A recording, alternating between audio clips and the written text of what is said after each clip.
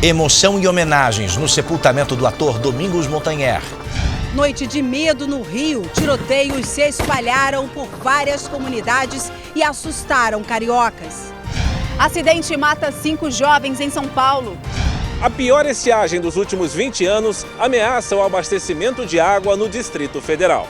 Ciclista iraniano morre em acidente no penúltimo dia dos Jogos Paralímpicos do Rio. E a luta de uma brasileira para ter de volta o filho levado pelo pai para os Estados Unidos. Nem ele aguenta. Se é difícil para mim, imagine para ele.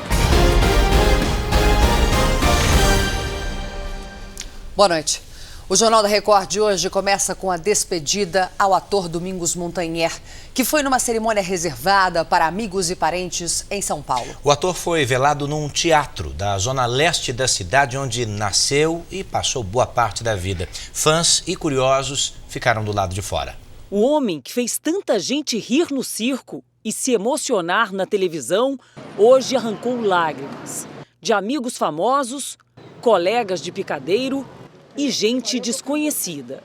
Era uma pessoa muito simples. Foi uma manhã de sábado repleta de companheiros de novela, já cheios de saudade e gratidão. Não vamos ver o palhaço triste. Eu acho que hoje é um dia de um palhaço que vai dar alegria no céu. O corpo chegou por volta das 7 horas da manhã. Uma das primeiras a entrar no teatro foi a atriz Dira Paz. Assim como foi a vida do ator, na despedida, a família também optou por uma cerimônia discreta. Um velório curto, aberto apenas a parentes e amigos mais próximos. Mesmo assim, os fãs, vizinhos ou que vieram de longe não desistiram. Formaram fila e passaram a manhã toda em frente ao teatro em que o corpo foi velado. Nós, como fãs, está sendo difícil de assim, aceitar, está sofrendo. Por isso, você imagina os familiares, né? A carreira na TV e no cinema tinha menos de 10 anos. Foi o suficiente para esse pedreiro se encantar com a intensidade que o ator se entregava em cena. Saí do meu trabalho para vir visitar da última Deus, porque eu amava o trabalho dele. As ruas que davam acesso ao teatro ficaram lotadas e o policiamento foi reforçado, o trânsito confuso. Colegas da TV chegaram durante toda a manhã, em vans, em carros particulares e até mesmo andando entre a multidão, como Alexandre Nero. Montanher deixa a esposa, Luciana Lima, que recebeu o apoio dos amigos, e 3 filhos de 5 a 13 anos, que preferiram não ir ao velório. Dentro do teatro, fechado também à imprensa, mais de 200 pessoas participaram da despedida. O único irmão do ator, Francisco Montanher, falou em nome da família e agradeceu a presença dos amigos e principalmente o carinho do público. Vivam como ele viveu a cada momento. E agradeço muito a todos. Sei que todos queriam uma hora, mas eu queria a vida com ele. Por volta das 11 horas da manhã, o corpo do ator deixa o teatro e segue em direção ao cemitério da Quarta Parada, na zona leste de São Paulo. No cortejo, aplausos e comoção. No cemitério, o acesso do público e da imprensa também foi restrito. Mesmo assim, centenas de pessoas se amontoaram nos muros, nos corredores que davam acesso ao túmulo, onde o ator foi enterrado no jazigo da família, junto com os pais. Uma despedida rápida ao palhaço-ator que se aventurou em tantos palcos e encantou em todo tipo de tela e picadeiro. E morreu afogado hoje em Fernando de Noronha o delegado Wagner Giudice, ex-diretor do DEIC em São Paulo, Departamento de Investigações Criminais. Ele estava de férias com a família. Giudice, de 52 anos, foi retirado do mar por uma embarcação na praia da Cacimba do Padre. Ele teve um infarto. O delegado atuou em vários casos de grande repercussão, como o sequestro do publicitário Washington Oliveto e da filha do empresário Silvio Santos, Patrícia Bravanel. Atualmente, Giudice era o delegado seccional do centro de São Paulo. 5 jovens morreram num acidente de carro em São Paulo. Eles tinham acabado de sair de uma festa.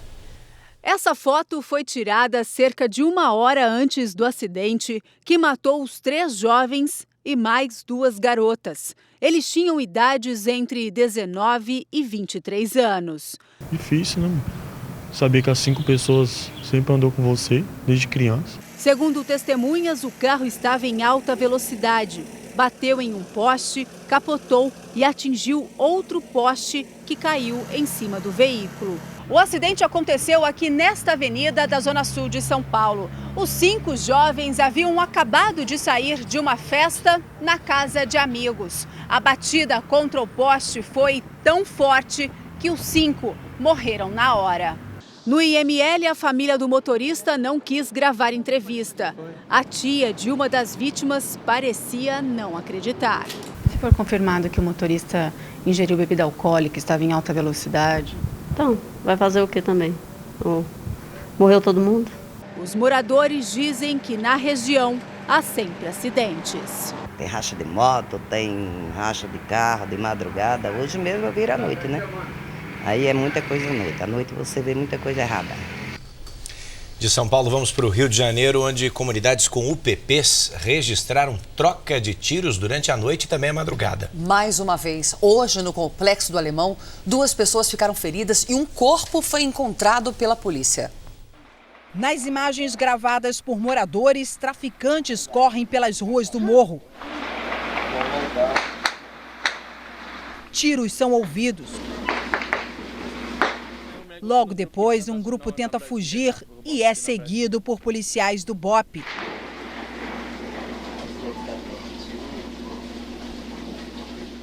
Foi uma madrugada de horror no Complexo do Alemão.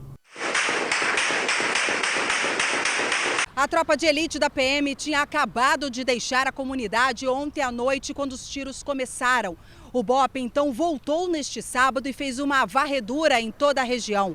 O Complexo do Alemão vive o 3º dia consecutivo de confrontos. Na quinta-feira, um suspeito morreu e outro foi atingido por policiais da UPP. Na sexta, o tráfico revidou. Homens armados passaram atirando em frente à delegacia da comunidade e 2 PMs foram atingidos. Prioridade, passa aí! 45 DP sendo atacada! Também ontem, traficantes da Mangueira trocaram tiros com PMs. A madrugada foi igualmente tensa no Morro dos Macacos, outra comunidade da zona norte do Rio. Um policial, um morador e 2 suspeitos ficaram feridos em um tiroteio em frente à unidade de polícia pacificadora. O carro de um morador foi atingido. Só escutei os tiros, era muito. Hoje de manhã, na comunidade do Caju, na zona portuária da cidade, policiais foram surpreendidos por homens armados durante um patrulhamento. Houve confronto e o corpo de um homem foi encontrado dentro da comunidade.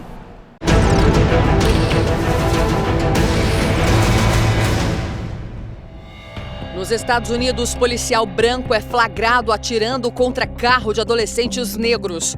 No vídeo, o oficial se aproxima com a arma já em punho. O veículo roubado tinha sido parado por outros 2 agentes. O motorista tentou escapar.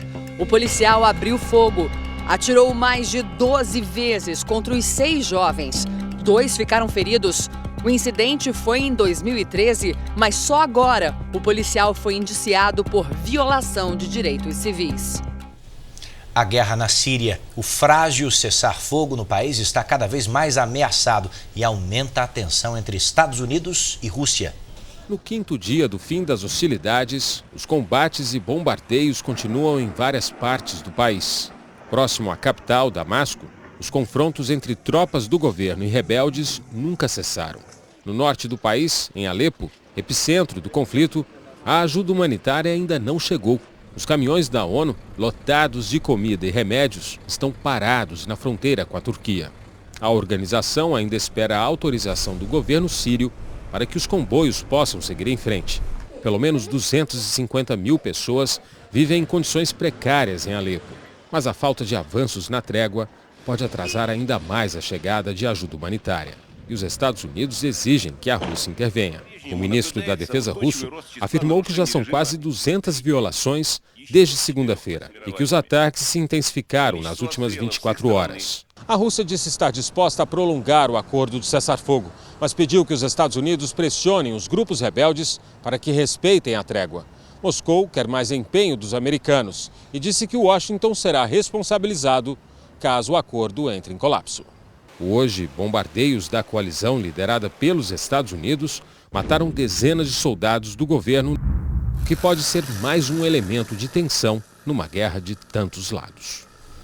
E sobre isso, a pedido da Rússia, o Conselho de Segurança da ONU se reúne daqui a pouco para discutir o ataque americano que matou soldados sírios. O ministro das Relações Exteriores russo acusou os Estados Unidos de serem coniventes com o grupo terrorista Estado Islâmico. Parentes e amigos fizeram hoje uma nova manifestação em apoio à brasileira que luta para trazer o filho de volta dos Estados Unidos. O pai americano levou a criança do Brasil sem a autorização da mãe, que tem a guarda do menino. A passeata foi uma tentativa de chamar a atenção para um drama que já dura 9 meses. Ele sequestrou, ele é o pai, mas ele sequestrou uma criança. A criança nasceu aqui, a mãe é brasileira, a família é brasileira. A expectativa da família é para uma audiência decisiva que vai acontecer na próxima terça-feira nos Estados Unidos. A justiça americana vai decidir se Joseph volta para o Brasil com a mãe ou se permanece nos Estados Unidos com o pai.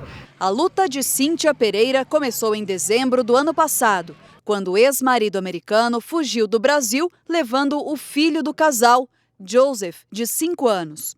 Ela está em Salt Lake City desde abril e só consegue ver Joseph 3 vezes por semana em visitas monitoradas. A gente fica trancado no mesmo ambiente por 3 horas, 3 vezes por semana, e chega uma hora que você não aguenta mais ficar lá dentro. Tá desgastado, tanto para mim quanto para ele, essa rotina, sabe?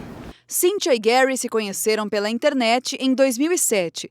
Casaram-se nos Estados Unidos e vieram morar na capital paulista quando ela ainda estava grávida. Após o nascimento de Joseph, o casal se separou e a justiça brasileira concedeu a guarda da criança para a mãe. Nos últimos meses, Cíntia depende de ajuda de amigos e doações para se manter e pagar os advogados americanos. A solução que eu tenho é confiar na justiça americana, para que eles consigam ver, através dos outros casos que já teve semelhantes ao meu, que o que está acontecendo é uma injustiça. No Rio de Janeiro, um ciclista argentino morreu atropelado por um ônibus. O argentino Maximiliano Davi ia comemorar o aniversário de 28 anos nesta pizzaria na zona sul do Rio. Na manhã da festa, a caminho do trabalho, ele foi atropelado por um ônibus e morreu. Maximiliano estava de bicicleta e era um ciclista experiente. Ele pedalava mais do que qualquer outra pessoa que eu conheci. Ele veio da Argentina até aqui de bicicleta e pelas fotografias a gente pode ver que ela era uma fiel companheira dele. Os amigos brasileiros suspeitam que houve imprudência do motorista. O caso está sendo investigado como homicídio culposo sem intenção de matar. O registro não esclarece o que aconteceu. Só relata que quando os policiais chegaram, o local do acidente já estava desfeito e a vítima inconsciente. A bicicleta já foi periciada. O Rio de Janeiro é a cidade que tem a maior ciclovia na América Latina. São 450 quilômetros de extensão. Mas por aqui, na Zona Norte, onde ocorreu o acidente, quem anda de bicicleta corre mais risco. As faixas exclusivas para ciclistas são praticamente inexistentes. Até agora, a empresa de ônibus não procurou a família do argentino. A mãe dele chega hoje à noite ao Brasil para cuidar do sepultamento. Nas redes sociais, os amigos iniciaram uma campanha contra a violência aos ciclistas.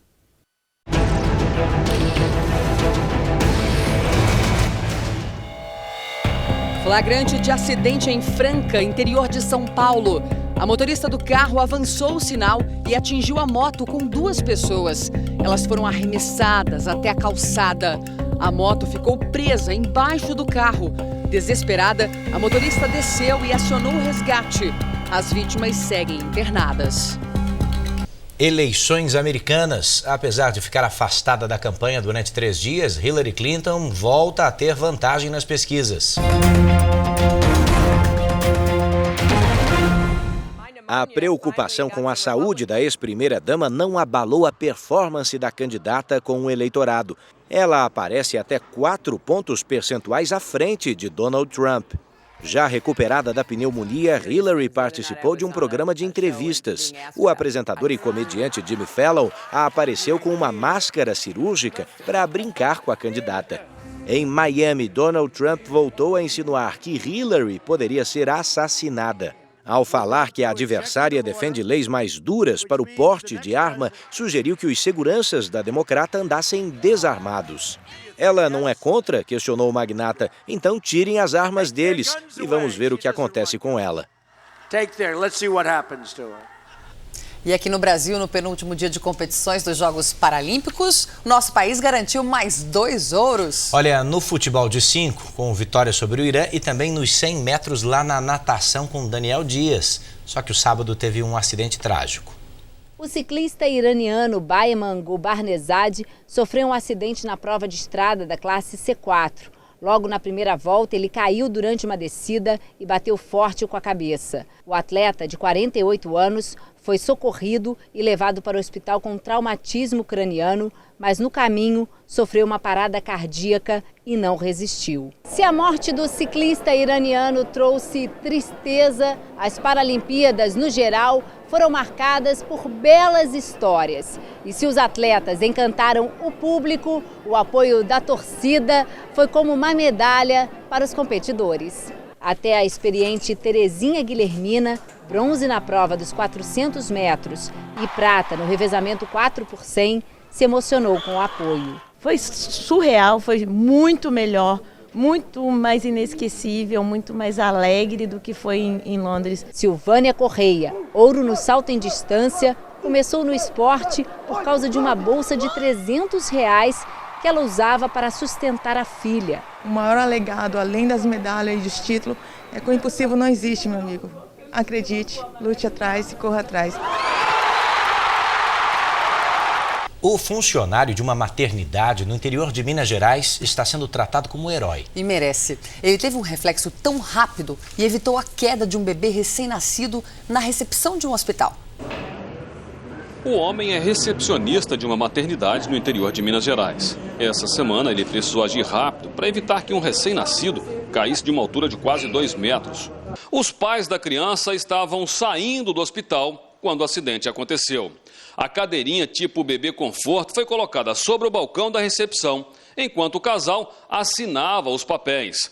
Mas o pai acabou se distraindo e encostando o braço no equipamento. A imagem mostra tudo muito rápido. Leonardo ainda preenchia os documentos e segurou o menino com o braço esquerdo.